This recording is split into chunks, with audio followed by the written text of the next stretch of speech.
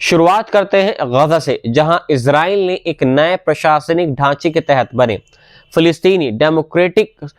Committee के लोगों को सिरे से खारिज कर दिया है। इजराइल के प्रधानमंत्री बेंजामिन नेतन्याहू के कार्यालय ने साफ अल्फाजों में बोल दिया है कि गजा के लिए बनाए गए नए प्रशासनिक कमेटी के लोग फिलिस्तीनी अथॉरिटी यानी फिलिस्तीनियन अथॉरिटी के प्रतीक से मिलता जुलता है और इजराइल किसी भी हालात में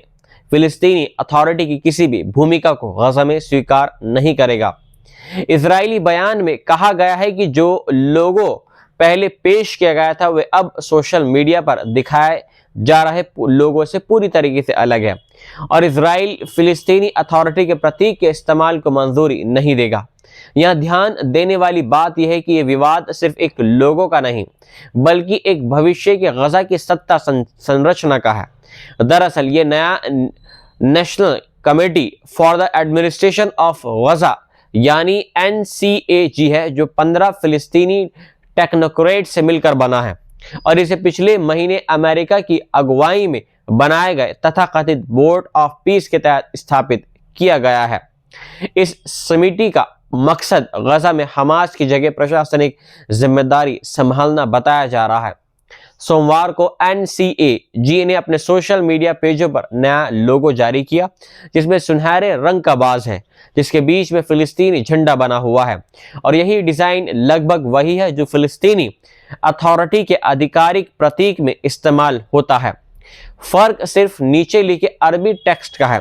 जहां फिलिस्तीनी अथॉरिटी के लोगों में फिलिस्तीन लिखा होता है और NCAG के लोगों में समिति का संक्षिप्त नाम है। इससे पहले NCAG का लोगो फिलिस्तीनी झंडे के रंगों से बने एक पक्षी के रूप में था, लेकिन जैसे ही ये नया प्रतीक सामने आया इजराइल ने कड़ा ऐतराज जता दिया। इजराइल पहले ही कई बार बोल चुका है कि वह गजा के भविष्य में फिलिस्तीनी अथॉरिटी की कोई भूमिका नहीं चाहता। इस समिति का अगुवाई पूर्वी फिलिस्तीनी अथॉरिटी उप मंत्री अली शाह कर रहे हैं और इसमें गजा से जुड़े ऐसे लोग शामिल हैं जिनका किसी भी फिलिस्तीनी राजनीतिक गुट से औपचारिक संबंध नहीं बताया गया है। इसी बीच हमास ने सोमवार को ऐलान किया है कि उसने सत्ता NCAG को सौंपने की सभी जिम्मेदारियां यानी तैयारियां शुरू कर ली हैं। समिति के सदस्य बीते कुछ हफ्तों से मिस्र में बैठकें कर रहे थे और उम्मीद है कि वे आने वाले दिनों में रफा क्रॉसिंग के जरिए गजा में दाखिल होंगे ताकि प्रशासनिक कामकाज संभाल सके। ये समिति औपचारिक रूप से 15 जनवरी को घोषित की गई थी और इसके ऊपर निगरानी की जिम्मेदारी दी गई है। वहीं बुल्गारिया के पूर्व संयुक्त राष्ट्र मध्य पूर्व शांति समन्वय निकोले मल्दो को दी गई है, जो बोर्ड ऑफ पीस के हाई रिप्रेजेंटेटिव के तौर पर गजा युद्ध विराम के दूसरे चरण के अमल की देखरेख करेंगे। समिति के अन्य सदस्यों में संचार के लिए उमर शमाली, कृषि के लिए अब्दुल करीम अशूर, स्वास्थ्य के लिए ऐद यागी, उद्योग और स्वास्थ्य अर्थव्यवस्था के लिए ऐद अबू रमदान, शिक्षा के लिए जाबिर अल दौर और वित्त के लिए बशीर अल रियास, पानी और दूसरी सुविधाओं के लिए अली बरहूम, राहत और एकजुटता के लिए हना तर्जी और जो दूसरे मामलात के लिए अदनान सालेम अबू वर्दा, धार्मिक बंदोबस्त और वफ के लिए रामी तौफीक हिल्सिस, आवास और सार्वजनिक निर्माण के लिए ओसामा हसन अल सदावी, ऊर्जा और परिवहन के लिए समीर हल्लेस को जिम्मेदारी दी गई है। वहीं सुरक्षा मंत्री के तौर पर सामी नस्मान को नियुक्त किया गया है, जो एक रिटायर्ड वरिष्ठ फिलिस्तीनी अथॉरिटी सुरक्षा अधिकारी हैं और लंबे समय से हमास के आलोचक रहे हैं। गौर करने वाली बात यह है कि 2015 में गजा की एक अदालत ने सामी असमान को गैर हाजिरी में 15 साल की सजा सुनाई थी और उन पर हमास नेताओं के खिलाफ कथित साजिश के आरोप लगाए गए थे। शुरुआत करते हैं गजा से, जहां इजराइल ने एक नए प्रशासनिक ढांचे के तहत बने फिलिस्तीनी डेमोक्रेटिक कमेटी के लोगों को सिरे से खारिज कर दिया है। इजराइल के प्रधानमंत्री बेंजामिन नेतन्याहू के कार्यालय ने साफ अल्फाजों में बोल दिया है कि गजा के लिए बनाए गए नए प्रशासनिक कमेटी के लोग फिलिस्तीनी अथॉरिटी यानी फिलिस्तीनियन अथॉरिटी के प्रतीक से मिलता जुलता है और इजराइल किसी भी हालात में फिलिस्तीनी अथॉरिटी की किसी भी भूमिका को गजा में स्वीकार नहीं करेगा। इजरायली बयान में कहा गया है कि जो लोगों पहले पेश किया गया था वे अब सोशल मीडिया पर दिखाए जा रहे लोगों से पूरी तरीके से अलग है और इजराइल फिलिस्तीनी अथॉरिटी के प्रतीक के इस्तेमाल को मंजूरी नहीं देगा।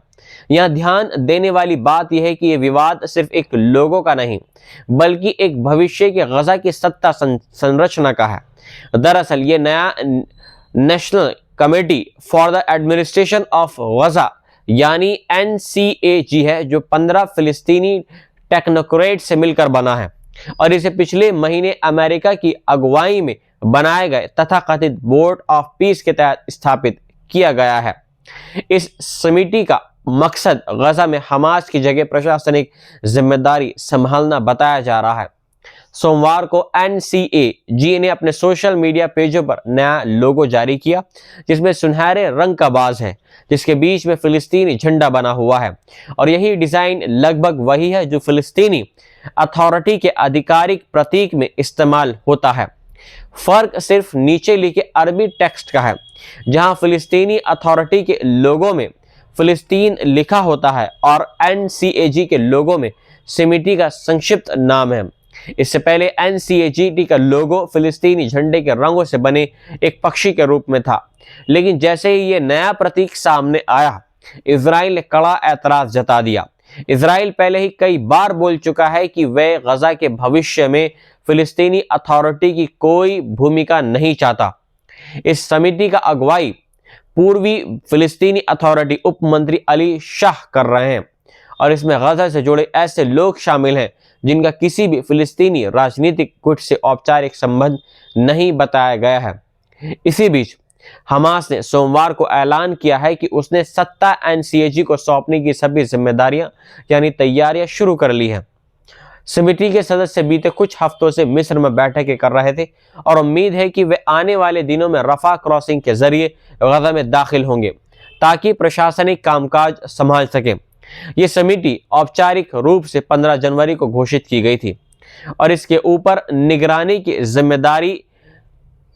दी गई है। वहीं बुल्गारिया के पूर्व संयुक्त राष्ट्र मध्य पूर्व शांति सम्मेलन निकोले मल्दो को दी गई है, जो बोर्ड ऑफ पीस के हाई रिप्रेजेंटेटिव के तौर पर गजा युद्ध विराम के दूसरे चरण के अमल की देखरेख करेंगे। समिति के अन्य सदस्यों में संचार के लिए उमर शमाली, कृषि के लिए अब्दुल करीम अशूर, स्वास्थ्य के लिए ऐद यागी, उद्योग और स्वास्थ्य अर्थव्यवस्था के लिए ऐद अबू रमदान, शिक्षा के लिए जाबिर अल दौर और वित्त के लिए बशीर अल रियास,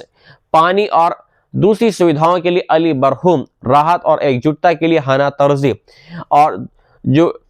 दूसरे मामलात के लिए अदनान सालेम अबू वर्दा, धार्मिक बंदोबस्त और वफ़ के लिए रामी तौफीक हिल्सिस, आवास और सार्वजनिक निर्माण के लिए ओसामा हसन अल सदावी, ऊर्जा और परिवहन के लिए समीर हल्लेस को जिम्मेदारी दी गई है।